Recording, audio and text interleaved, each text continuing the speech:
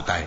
اور جب ہم نے فرشتوں سے کہا کہ آدم کو سجدہ کرو تو سب نے سجدہ کیا مگر ابلیس نے نہ کیا۔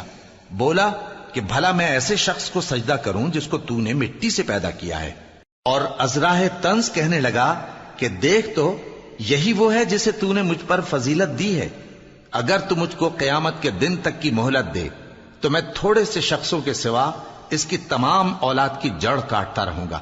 اللہ نے فرمایا یہاں سے چلا جا، جو شخص ان میں سے تیری پیروی کرے گا تو تم سب کی جزا جہنم ہے اور وہ پوری سزا ہے، اور ان میں سے جس کو بہکا سکے اپنی آواز سے بہکاتا رہے، اور ان پر اپنے سواروں اور پیادوں کو چڑھا کر لاتا رہے، اور ان کے مال اور اولاد میں شریک ہوتا رہے، اور ان سے وعدہ کرتا رہے، اور شیطان جو وعدے ان سے کرتا ہے سب دھوکا ہے۔